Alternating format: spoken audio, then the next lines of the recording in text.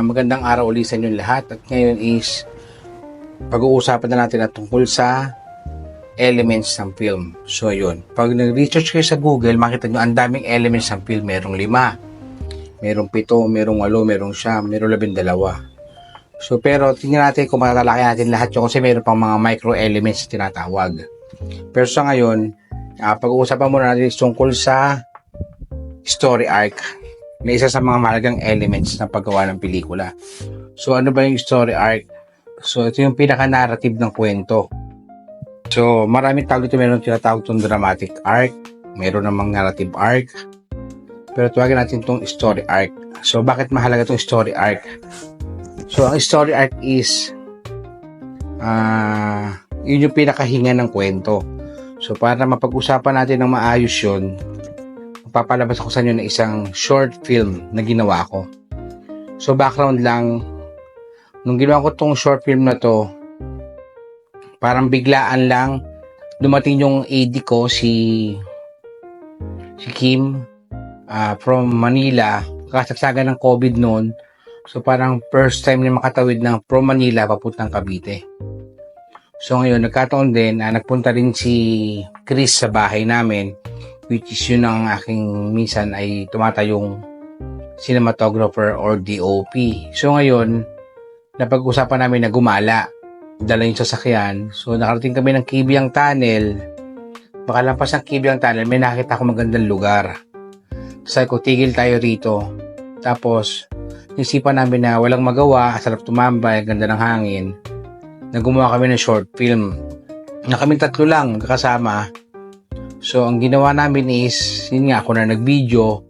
So, sila yung kinuha kong artista. Nag-isip ko ng magandang story na pwede namin gawin ng kaming 3 lang.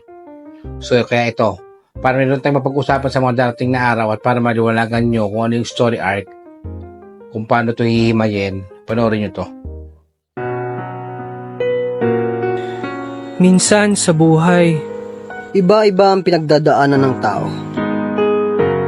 hindi mo alam kung sino ang makikilala mo. Hindi mo alam kung sino ang makakatulong sa iyo. At makakasalubong mo sa daan. May dahilan kung bakit kayo pinagtagpo.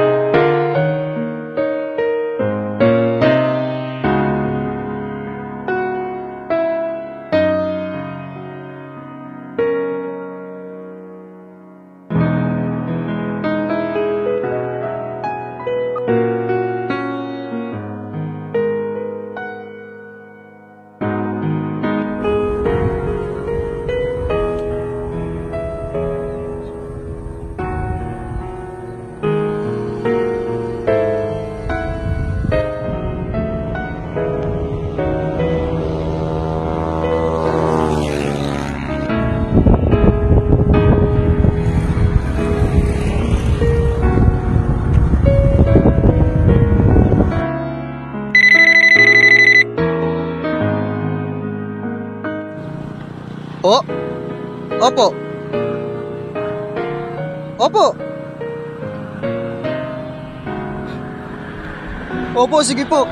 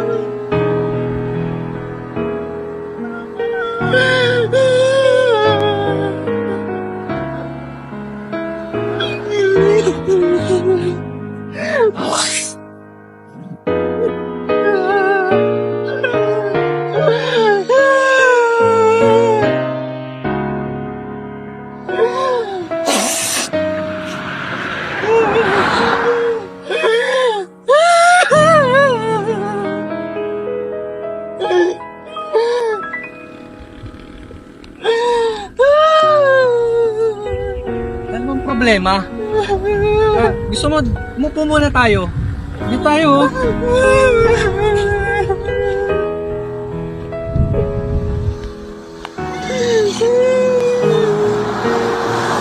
Pare, ano ba ang problema? Pare, ano ba kasi nangyari?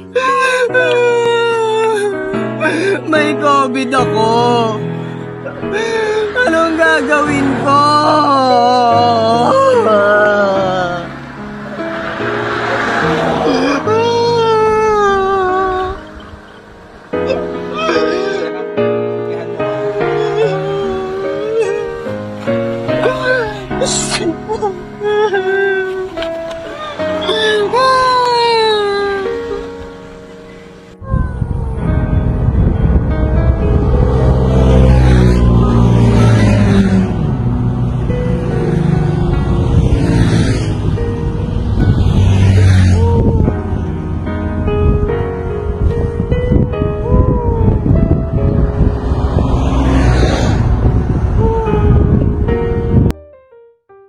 Amiyon, nagbabalik na po ulit ako at magpapatuloy po natin yung usapan natin yung tungkol sa story arc. Okay, ano ulit yung story arc? Ito isang part ng elements ng pelikula, itong story arc. So, mahalaga to. Minsan, sa simula ng pelikula, ito yung unang tinatapos. Okay? Bakit siya ang unang tinatapos? Kasi minsan, ito yung binibigay namin sa mga write o screenplay artists o mga scriptwriter para yun na pagbasihan nila kung ano yung susulat nila. Okay. Ano ang itsura ng story arc at patinawag na arc kasi ganito itsura ng story arc. Ayan. So, kaya siya tinawag na story arc kasi parang siyang arko. So, yan yung hinga ng pelikula. Ito yung pinaka-plot ng kwento ng istorya. Okay? Kung titingnan nyo dyan sa story arc, binubuo yan ng tatlong part. Ito yung beginning, yung middle, pati yung end. Okay? So, sa story arc, para meron tayong basihan, kahapon pinalabas ko sa inyo yung Destiny na ginawa ko na short film. So, yung last video ko, nandun yung video ng Destiny, yung short film na yon, yun na pagbabasihan natin sa story arc. So, ano ba yung doon, story arc doon? Okay. Hahanapin mo doon yung beginning, middle, pati end. Sa ibang mga writer, ito yung tinatawag na Act 1, Act 2, Act 3. Okay? Doon sa Destiny, ano ba yung Act 1 doon? Kailangan mo isulat yun. Act 1, dalawang magkakalang na lalaki ang makikita sa sakayan ng o sa abangan ng pasahero. Yun yung Act 1 mo. Ang Act 2 mo doon is lalapitan ng isang lalaking may problema. Yun yung Act 2 mo. Ang Act 3 mo doon is malalaman ng isa na may COVID pala yung isa kaya may problema siya. Tatlong part lang yun. Okay. Kaya yun ang ginawa ko sample para madali nyo maintindihan. Sa lahat ng pelikula, laging merong laging may Act 1, Act 2, Act 3. Magandang practice na pag meron kayong napanood na pelikula, isulat nyo yung Act 1 doon.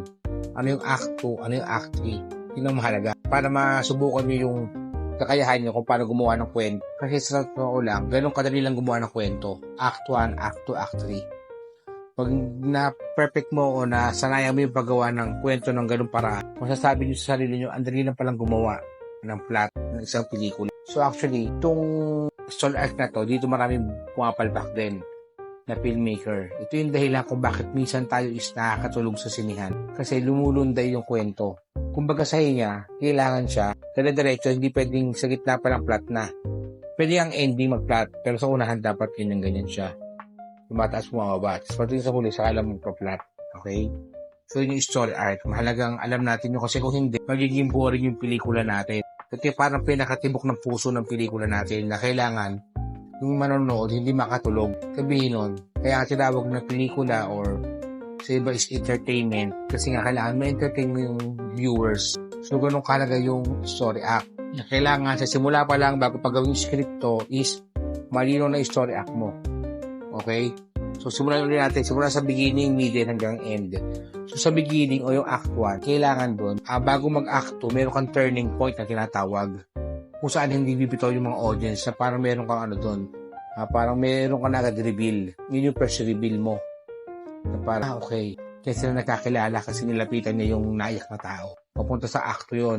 Pagpunta sa act 2, so yung turning point doon, sa act 2, meron dong turning point na pangalawa o yung reveal 2 kung saan i-reveal nung lalaki na isa na siya ay may COVID. Na late niya na parang alam mo yun, late na niya nalaman, sabihin nahawa na siya. So, yun yung kwento nung sa Destiny. So, mahalagang alam mo kung saan mo lalagay yung turning point, pati yung revelation. Kasi kung hindi, wala, lulunday yung kwento, maiinip yung nanonood. Kaya kailangan, lagi silang may aabangan, lagi merong enticing moment, merong climax. So, yung climax lagi mo lalagay sa bandang gitna. Or bago magdulo, bago mag-end. Pagitan ko lang, pero alam mo, minsan, nababago-bago nga pala ng ibang writer o ng ibang filmmaker.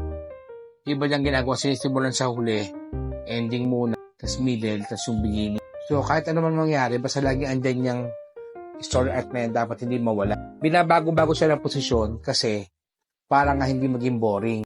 Intindihan niyo ako doon. Kung sa simula pa lang, gusto niyo yung tao niyo nanonood is habulin na yung pelikula. So, kailangan sa simula pa lang is ando na yung bandang last part, ando na yung climax. Bago mo ibalik yung flashback mo yung nakaraan. So, yun yung paraan para kahit paano maitawid mo yung kwento ng maayos para hindi mawala yung hinga ng kwento. So, yun yung sinasabi kong story act na mahalaga. Sa simula pa lang ng pelikula, paggawa is, alam niyo na kung saan po pwesto yung gantong turning point, yung gantong revelation, yung gantong enticing moment, yung gantong habulan. So, yun ang kahalagahan ng sa simula pa lang, alam mo yung story arc, yung kwento. So, isa lang yun sa mga elements ng pelikula na kailangan alamin nyo at pag-aralan kasi importante talaga siya.